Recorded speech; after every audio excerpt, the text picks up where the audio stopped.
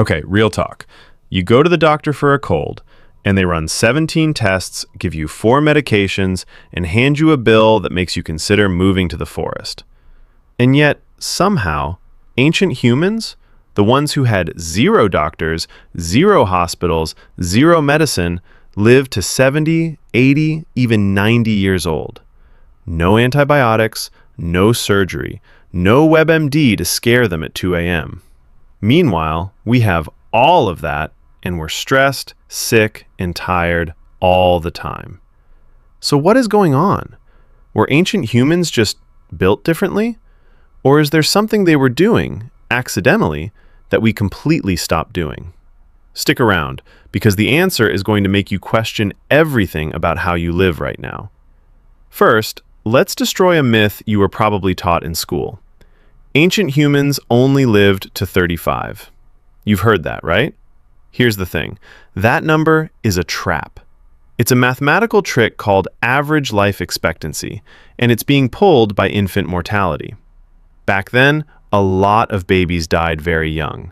From infections, accidents, animals, the usual Tuesday. But if you survive childhood, the math changes completely.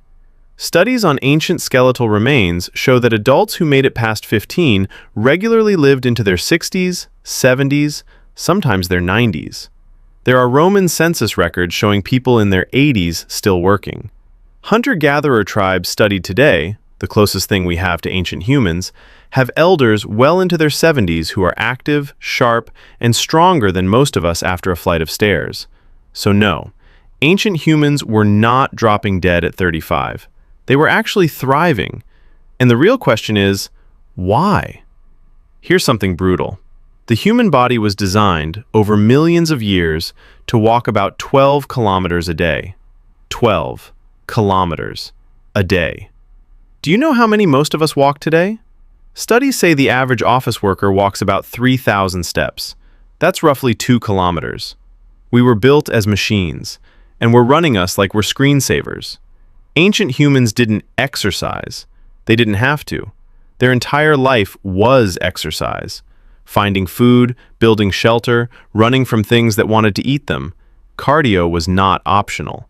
And science now knows that chronic sitting is one of the biggest killers in the modern world.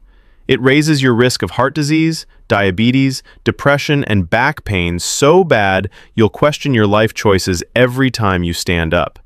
Ancient humans didn't have this problem. Not because they were special, because they literally could not sit still. Their medicine was movement, and it was free. Now let's talk about food, because this one's personal.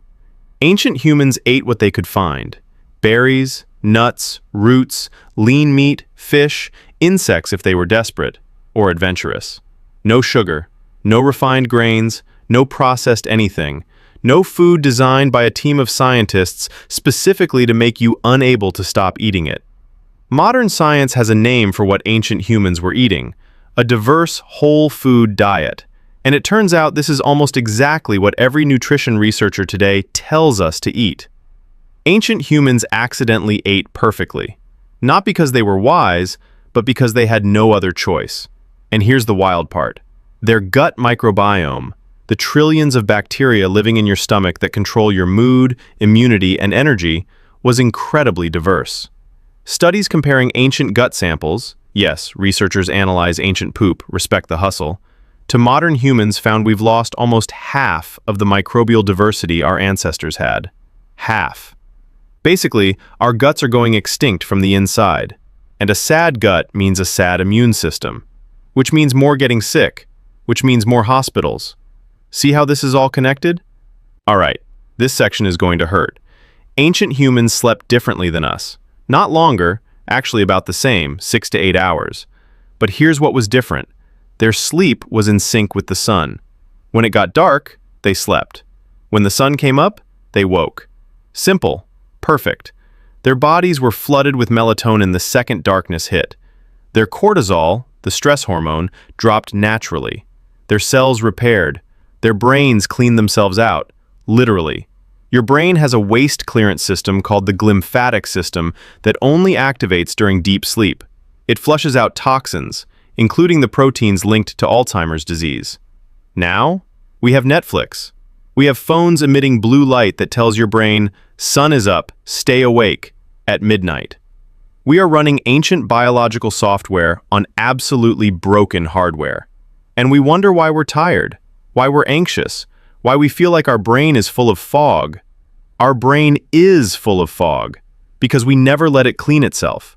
Okay, important disclaimer. Modern medicine is incredible.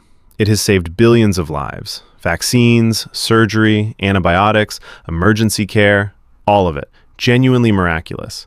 This is not anti-medicine. This is pro-thinking. The problem is that modern medicine is amazing at treating acute problems. Broken bones, infections, emergencies. But chronic disease? The stuff that's quietly killing most people? Heart disease, type 2 diabetes, obesity, depression, anxiety? Modern medicine mostly treats the symptom, not the cause. Ancient humans didn't need to treat the cause of chronic disease because they didn't have chronic disease. Not at our scale. Because their lifestyle, movement, food, sleep, community, prevented it from developing in the first place. They didn't need a cure. They had the conditions that made the disease unnecessary. We built hospitals to handle the consequences of how we live. Ancient humans didn't need hospitals because they didn't live the way we do. That's the uncomfortable truth nobody puts on a poster. So here's where we land. Ancient humans didn't live long because of luck. They lived long because of lifestyle. Forced on them by survival, but still, they moved, every single day. Not because they wanted to, because they had to. They ate real food, not because they were disciplined, because that's all there was.